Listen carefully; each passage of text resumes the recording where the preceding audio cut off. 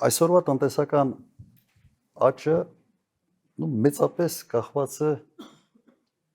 Ռուսաստանի նկատմամբ կիրառված պատժամիջոցներով։ Սա է։ Եվ ես չեմ պատկերացնում օրինակ 7 կամ 8% տնտեսական աճ, որը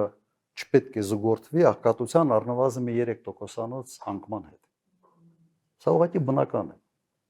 Իմ փորձը ինձ սա է հուշում։ Իմ ժամանակ մենք միջին տնտեսական աճը ունեցել ենք 10.5% տարեկան։ 10 տարվա ընթացքում միջին աճ։ Եվ 10 տարվա ընթացքում աղքատությունը 56%-ից իջել է մինչև 25%։ Իսկ տնտեսական աճը զուգորդվում է աղքատության նվազման հետ։ Եթե դա չի զուգորդվում, ուրեմն տնտեսական աճը կամ նկարած է, կամ այդ աճը, այդ աճի բարիքներից օգտվում են շատ նեղ շրջանակներ։ Հիմա էլ այդ հնարավորությունը կա կրիպտայի մեջ մտնել, կրիպտովալյուտայի մեջ եւ ուղղակի հետքերը կորցնել։ Այդ հնարավորությունը նաեւ կա։ Հիմա հիմիկվա տնտեսական աճը ինքը յուրահատուկ է նաեւ նրանով, որ ինքը սպեկուլյատիվ բնույթ է կրում։ Նայեք, մենք հանկարծ դարել ենք մեր մոտ առաջի հարկատուն դարել է մի ընկերություն, որը հեռախոսներ է ծախում։ Եթե ուղղակի թվերը նայեք, ստացվել է, որ Հայաստանում ամբողջ բնակչությունը ներառյալ նորածիններին տարեկան մի 5 հատ հեռախոս են փոխում։ Իրականում սա է։ Եւ այս տնտեսական աճը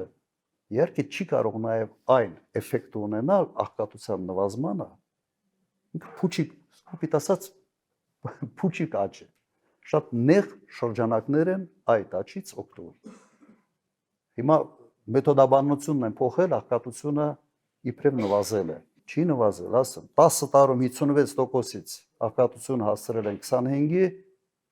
հիմա մոտ 8 տարում աղքատությունը ոնց ընդունել են, այդպեսին էլ մնացել։ Սա նշանակում է նաև ներառական լինելու հանգամանքի բացակայությունը։ Իմիջիալուս դա այն բառն է, որը այս իշխանությունը առաջի տարիներին ամեն շաբաթ երևի մի 100 անգամ ասում է։ Ներառական տնտեսություն, չէ, ներառական տնտեսություն, ինկլյուզիվնես, ասենց ասում են։ Չկա։ Երբ որ դու ունենում ես իրական տնտեսական աճ, դու պարտքային բեռը չես մեծացնում։ 1 միլիարդ ամեն տարի պարտք է ավելացնում Հայաստանի Հանրապետությունը։ Ինչի համար։ Ես որ ընդունել եմ իշխանությունը, պարտքը եղել է